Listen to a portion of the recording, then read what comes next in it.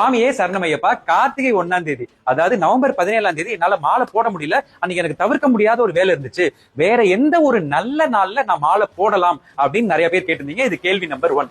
கேள்வி நம்பர் 2, சாமி நான் வந்து மாலை போடுற ஐடியாலாம் எனக்கு இல்ல. ஆனா உங்க வீடியோ, இன்னும் நிறைய பேரோட வீடியோஸ், எங்க அக்கம் பக்கத்துல இருக்கவங்க எல்லாம் மாலை போடுறத பார்த்தோன்னே எனக்கும் போய் ஐயனை பார்க்கணுங்கிற ஆசை வந்துருச்சு. நான் மாலை போடலாம்னு முடிவு பண்ணிட்டேன்.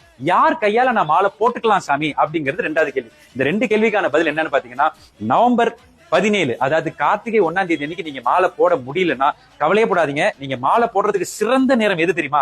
எப்ப நீங்க ஐயப்பனை பார்க்கணும்னு முடிவு பண்ணீங்களோ அந்த செகண்ட் தான் சிறந்த நேரம். இவ்வளவு பேர் நவம்பர் 17, இன்க்ளூடிங் நான் கொண்டு போய் கார்த்திகை 1ஆம் தேதி அன்னைக்கு மாலை போட்டுக்கிறேன். 99% கேலண்டர்ல பாத்தீங்கன்னா அது ஒரு கரி நாளா தான் வரும். கரி நாள்னா என்ன சாமி? நல்லதுகள் நிறைய பண்ணக்கூடாத ஒரு நாளா தான் வரும். ஆனா அன்னைக்கு தானே போய் மாலை போடுறோம். சோ ஐயப்பனுக்கு கரி நாள், நல்ல நாள், கெட்ட நாள் எதுவும் கிடையாது. இதெல்லாம் கடந்த ஒரு அற்புதமான கடவுள் அவரு. சோ மாலை போடணும்னு முடிவு பண்ணிட்டீங்கன்னா இந்த செகண்ட் இப்பவே போய் நேரா மாலையை போட்டுருங்க. இது கேள்வி நம்பர் 1க்கான பதில். கேள்வி நம்பர் 2, யார் கையால மாலை போடலாம்? உலகத்திலேயே சிறந்த குரு யாருன்னா நம்ம அம்மா தான். நேரா அம்மா கையில போய் மாலை போட்டுக்கங்க. சாமி அம்மா கையில போட சொல்றீங்க, ஆனா 6 வருஷமா நீங்க கோயில்ல போய் போட்டுக்கிறீங்களே, இந்த கேள்வி நீங்க கேட்பீங்க, எனக்கு தெரியும். என்ன சிம்பிள் லாஜிக்னா, அம்மா கிட்ட ஆசீர்வாதம் வாங்கிட்டு நேரா ஐயப்பன் கோயிலுக்கு போய் ஐயப்பனை பார்த்துட்டு அந்த வைபோட போய் குருசாமி கிட்ட தான் கடந்த 6 வருஷமா நான் மாலை போட்டுட்டு இருக்கேன். ஆனா மாலையை கழட்டும் போது அம்மா கையில தான் கழட்டுவேன். சோ நீங்க என்ன பண்றீங்க? அம்மா கையில போடலாம். சரி, அம்மா இல்ல, ஊருக்கு போயிருக்காங்க, இல்ல தவிர்க்க முடியாத சூழ்நிலை அம்மா கையில போட முடியல, நேரா உங்க ஊர்ல இருக்க ஐயப்பன் கோயில்ல போய் அங்க இருக்க குருசாமி கிட்ட போய் வணங்கி ஐயப்பனையும் பார்த்துட்டு ஒரு மாலையை போட்டுருங்க.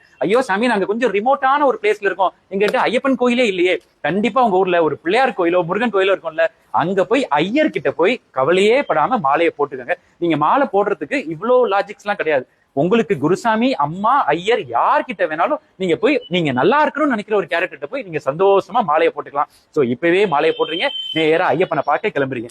சுவாமியே சரணமையப்பா.